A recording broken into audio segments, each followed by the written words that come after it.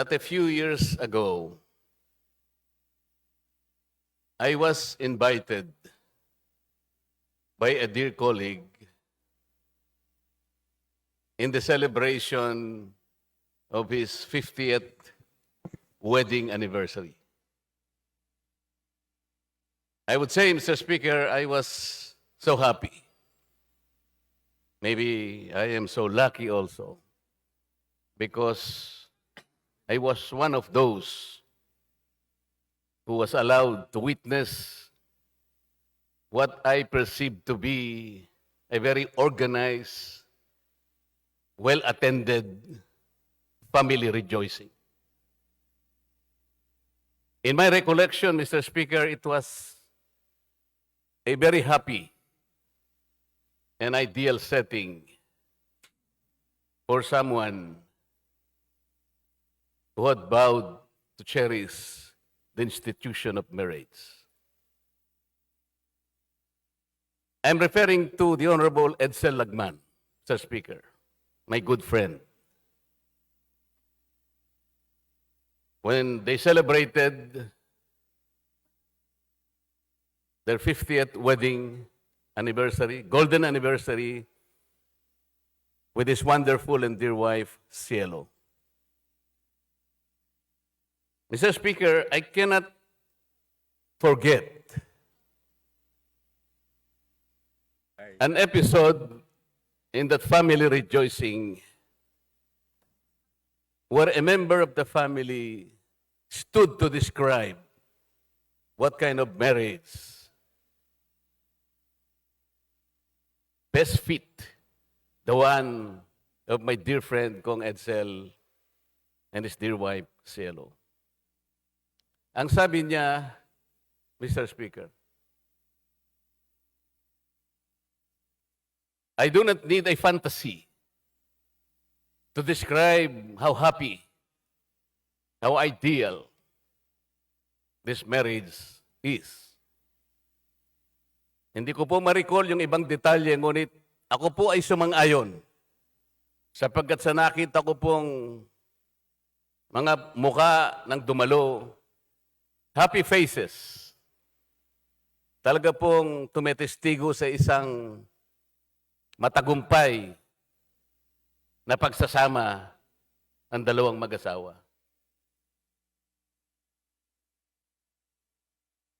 My question, Mr. Speaker, Your Honor, bakit po kaya si Kong Edsel pa yung nag-sponsor ng isang bill? Bakit kaya hindi na lang iba sa atin? Sapagkat yung nakita ko pong katatagan, tagumpay, at isang hindi may kakailang makabuluhang pagsasama ng dalawang tao, ay hindi ko maisip kung bakit siya pa ang magi-sponsor ng isang divorce bill na alam naman nating ito po ay makapagpapawalang bisa sa seremonya, sa kabanalan ng pag-aasawa. May I have some comments, Mr. Speaker? Thank you for that question, Mr. Speaker.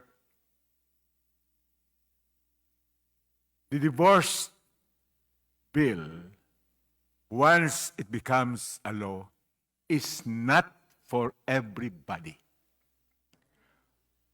Majority of the marriages in the Philippines, I think overwhelming majority of the marriages in the Philippines are enduring and loving relationship.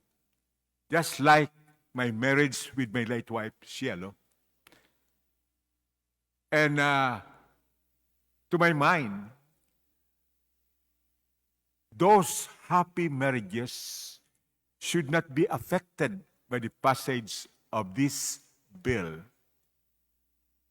This bill is for the exceptional circumstances where marriage has hit the rocks and is beyond repair. While it is said that marriages are solemnized in heaven, some of them plummet into hell irremediably. So, the state has the responsibility to secure spouses and their children from a house on fire. This is the reason why I have introduced this bill even before my wife and I celebrated our golden wedding anniversary. This is not for happy marriages. It is for marriages which have crumbled and are beyond repair, so that there is need for them to be given relief or a lifeline so that they can be rescued from these constant conflicts which even would affect their children. Mr. Speaker, all countries in the world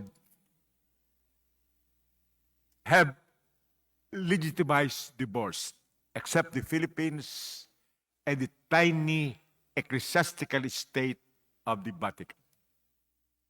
What does this mean? This means that there can be no unanimous blunder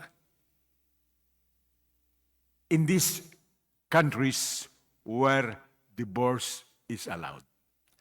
And these countries would include Catholic countries and Christian countries. So in other words, divorce does not offend the Catholic or the Christian faith. And we believe very strongly that thousands of women in the Philippines who are living in disastrous relationship would need this absolute divorce so that they can secure a possible second chance at marital bliss. Thank you, Mr. Speaker. Mr. Speaker, the sponsor admitted that divorce law or this divorce bill is not intended for everybody. That it is only targeting those marriages with peculiar characters that probably needing divorce bill. So if it is for a special group of people or marriages, Mr. Speaker, it might fall under the character of a class legislation.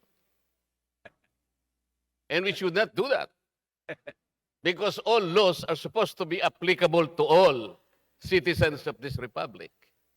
We are not supposed to legislate something that should only be for use of a few, of a special class.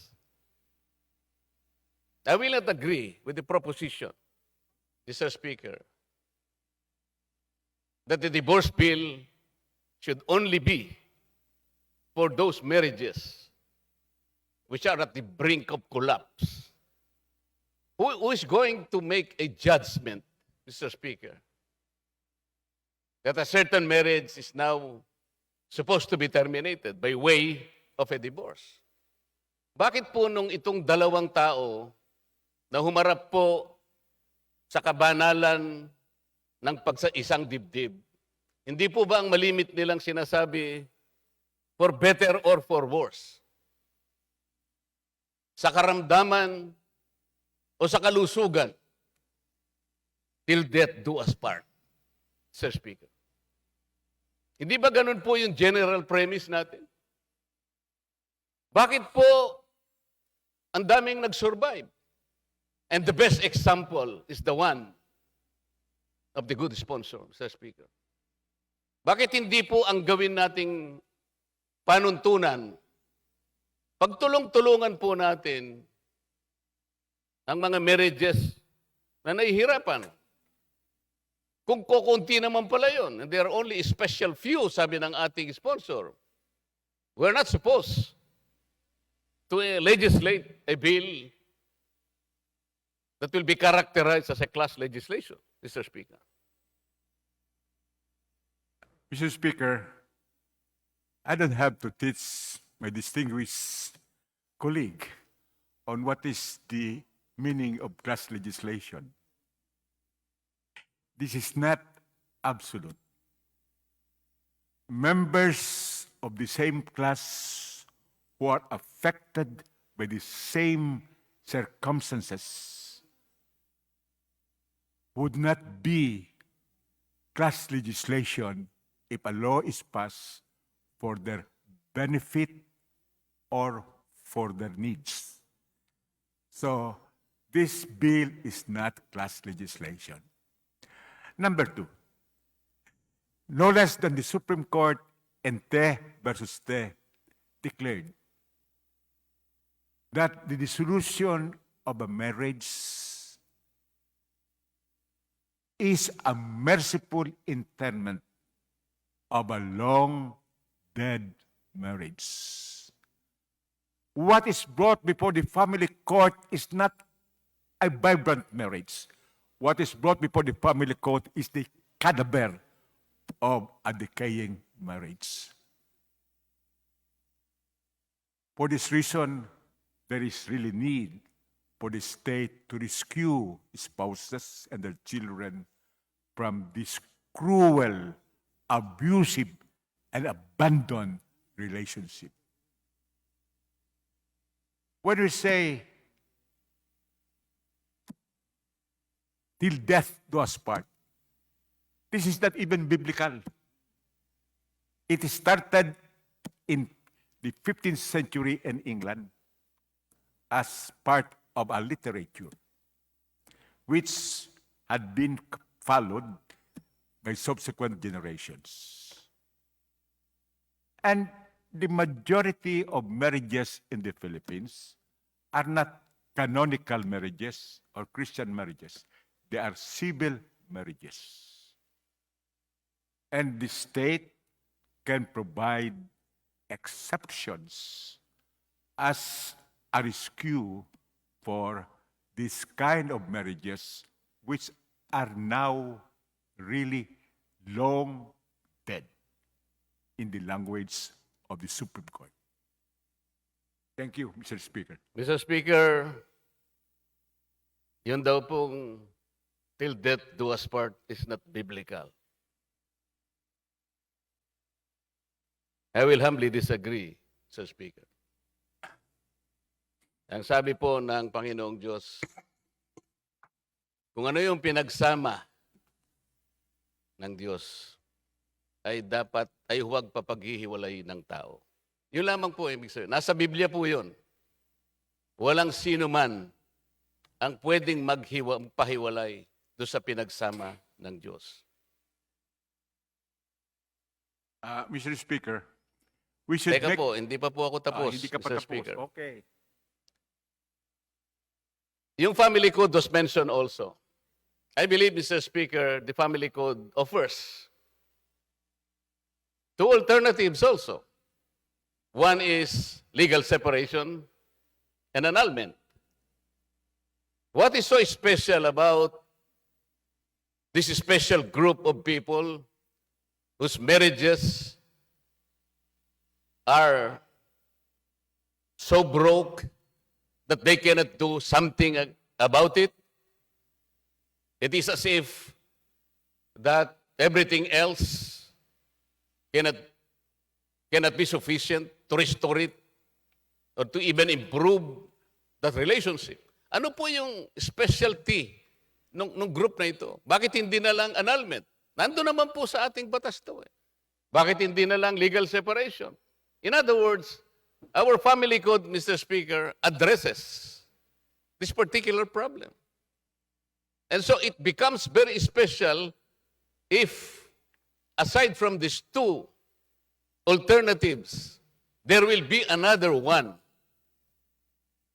to be offered to this group of unfortunate marriages, Mr. Speaker. Now, the sponsor is asking for biblical precept. I will contribute one, Mr. Speaker. In Malakay, chapter 2, verse 16, tatagalogin ko na po, Mr. Speaker, para po sa ating kapakanan. Ito po is quoted from God Himself. Namumuhi ako sa diborsyo ng mag-asawa, sabi ng Panginoong Diyos ng Israel. At namumuhi ako sa taong binabalot ng karahasan ang sarili na parang nababalot ng kasuotan. Mr. Speaker, if the Lord God Himself hates divorce, sino ba tayo na mga tao lamang na nilalang niya ang siya pang gagawa ng paraan para isulong ito?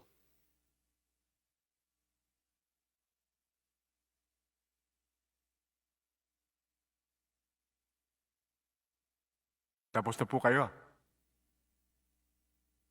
Baka gusto niyo sumagot muna, Sir Speaker, Your Honor. O pwede po ako sumagot. Opo. Okay. Unang-una, we have to make a distinction between the phrase, till death do us part, and the statement attributed to the Lord that what God has put together, no man shall separate. Itong death, till death do us part, wala naman to sa Bibliya. And I would challenge the distinguished Marcoleta to point to the Bible whether there is such a term there or a phrase there, till death do us part. Wala po. I will accept the challenge, Mr. Speaker. Let me continue. The No, phrase, you are offering a challenge, Your Honor. let me just continue before you accept the challenge. The phrase, quote, until death do us part, was first popularized in this English-speaking world following the first printing of the Book of Common Prayer in England in 1549, during the time of Edward VI, when the average lifespan was 47 years old. Yung naman na statement ni Jesus Christ to the Pharisees ay hindi naman doctrinal or cast in stone. Because in his answer, in his conversation with the Pharisees, he said, he made an exception. The exception is you can divorce an unchaste wife. So meron ng exception agad. And in the Pauline principles, St. Paul added another exception. A spouse who is an unbeliever and leaves his believing spouse, the spouse left behind can remarry and divorce the unbeliever. So there are exceptions to this. Now, in the family code, we have three modes of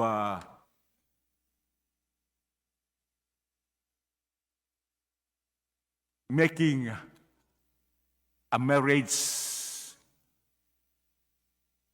not subsisting.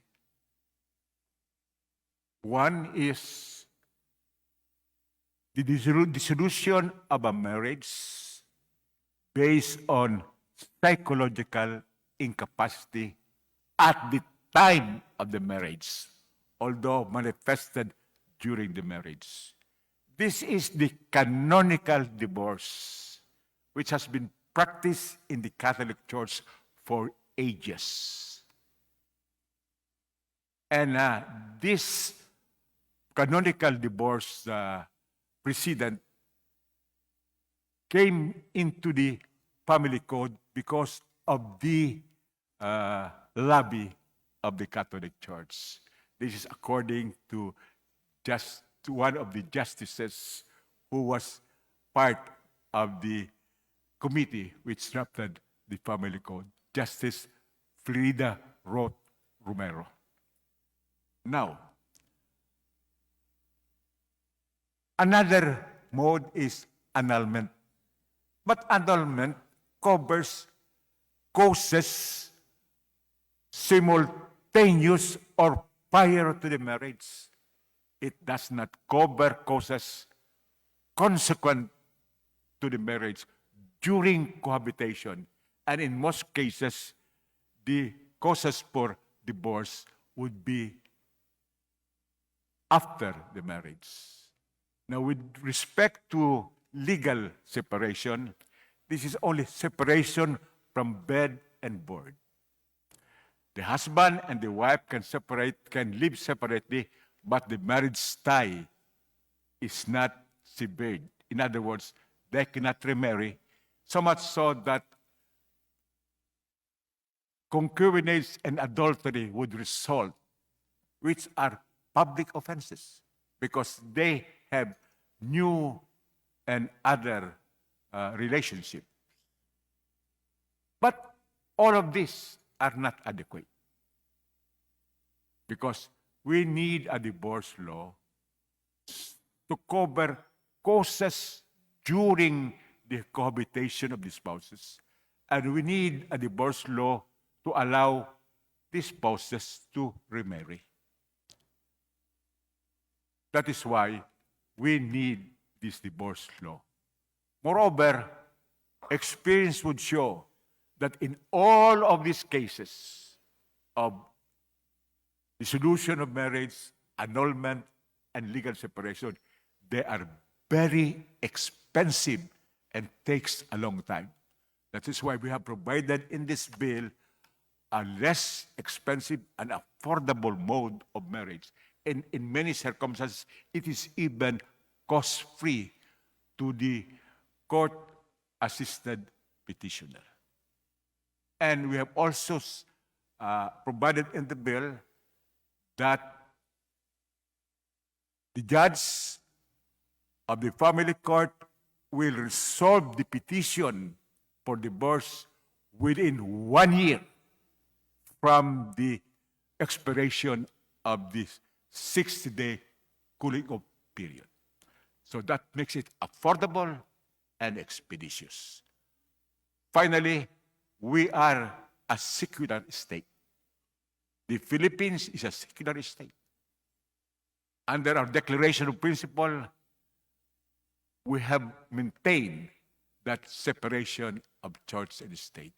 While we respect the canons of the church, we should not be controlled by the canons of this church in secular matters. Because marriage is a human institution. It is subject to human frailty and mundane misgivings. Thank you, Mr. Speaker. Now, let us go to the acceptance to my challenge, whether there is any statement in the Bible with respect to till death to us part. Before the challenge, Mr. Speaker, I need to make a refutation to the statement of the sponsor because I have not heard his comment on the verse that I cited, Malachi verse 2, chapter 2, verse 16, when God said, "For I hate divorce, says the Lord, the God of Israel." Question is, if God himself hates divorce, how can one of us, one of his creation, sponsor divorce? There was no specific statement made by the sponsor, Mr. Speaker. Secondly, again, he cited that divorce, annulment is very costly and a very long process. So why would you exclude? Why would you make a special and fast lane to some marriages which perceive the relationship to be in tatters? And you do not offer explanation to the rest and to all those who survived and made sure that their marriage will continue. Bakit po palaging special na lang ang treatment? Ba't kinakailangang maging mabilis para sa kanila at hindi masyadong magastos? Bakit sa iba po nating mga nag-survive o maaring tumuloy sa either legal separation or annulment, magastos po yun. But that is the law. Bakit bibigyan po natin ngayon ng special attention, a fast lane to these marriages, unfortunate they may be, but I think they do not have a special place in a legislation that should be general in scope. Mr. Speaker, Your Honor. And to the challenge, paano po kung may bibigay ko sa inyo yung verse, Mr. Speaker, Your Honor, na sinasabi na malaya lamang ang isang nag-asawa at mapuputol lamang yung bond of marriage kapag patay na ang isa sa kanila. What if I am able to show you a particular biblical phrase? Will you withdraw your sponsorship, Mr. Speaker, Your Honor? Show it now.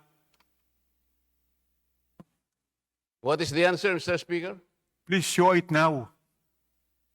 If you are accepting the challenge, could you tell us where in the Bible this phrase, till death do us part, appears?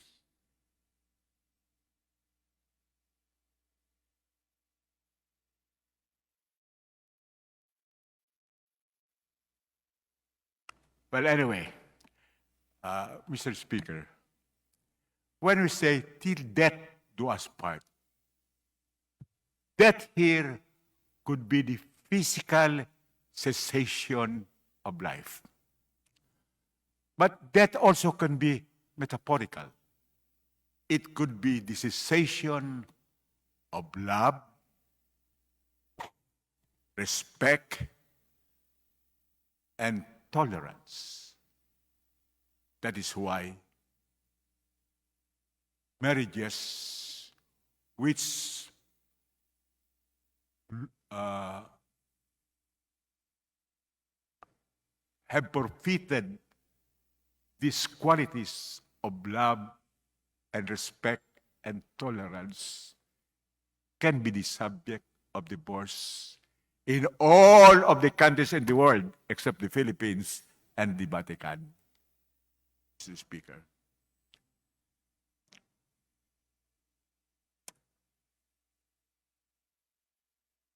Let's go back to the challenge, Mr. Speaker. I'm sorry. Okay.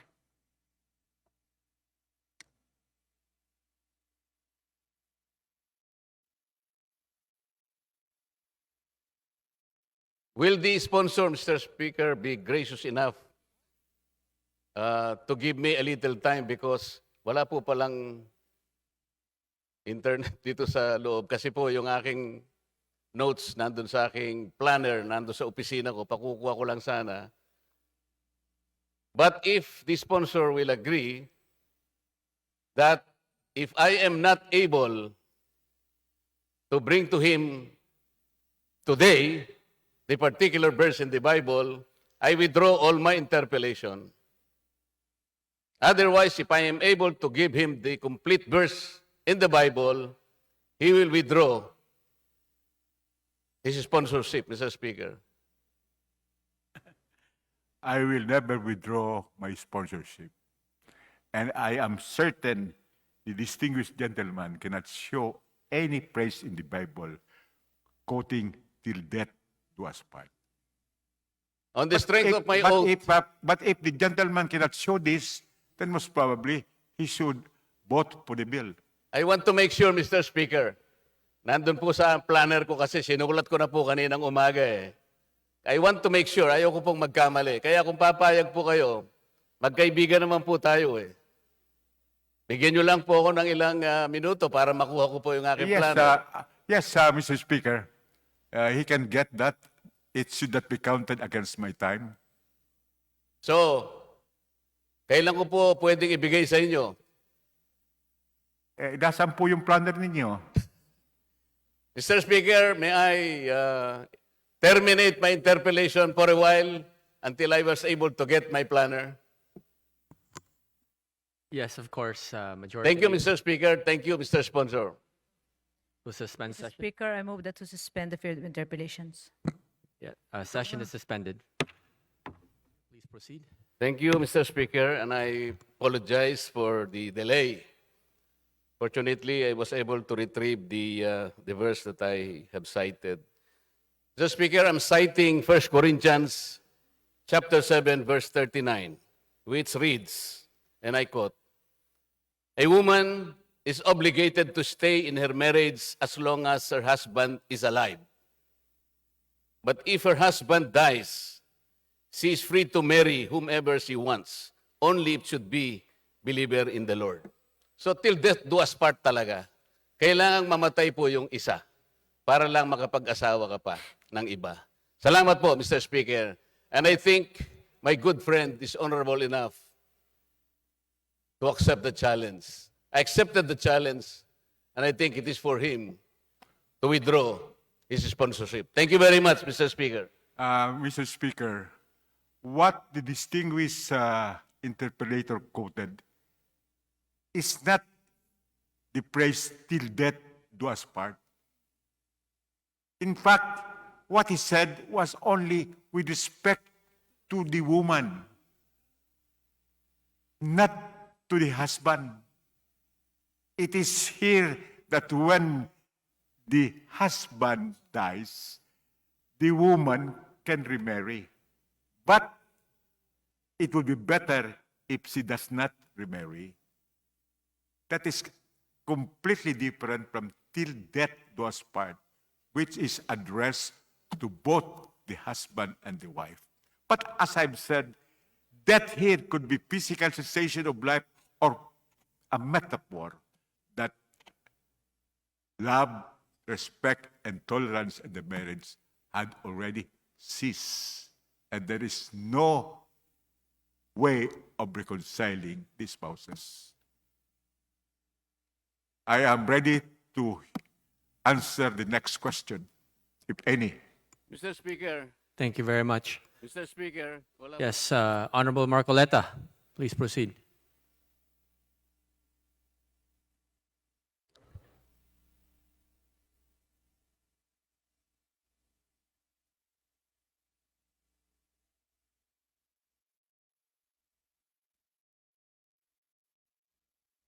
Mr. Speaker, I did not know that my good friend, the sponsor, is after the exact word, till death do us part. But it was only a matter of romanticizing it, Mr. Speaker. The couple are before or is before the solemnizing priest or anyone who is in a position to celebrate the marriage. So until death do us part is to romanticize the impending relationship. But the biblical anchor is the same, Mr. Speaker. I hope my good friend could comprehend the simple import of this particular biblical passage. It is still till death do us part. Kahit bali-baliktarin mo ito, Mr. Speaker. It cannot be interpreted in another way. I rest my case, Mr. Speaker. Thank you very much. Thank you for your interpellation.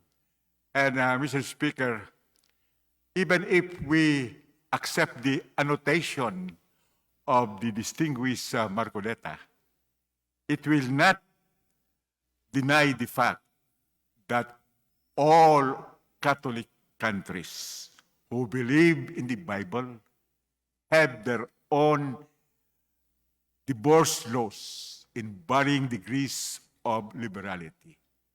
Only the Philippines and the Vatican do not have such divorce laws. Thank you again, Mr. Speaker. Thank you, distinguished Marcoleta, for your homily.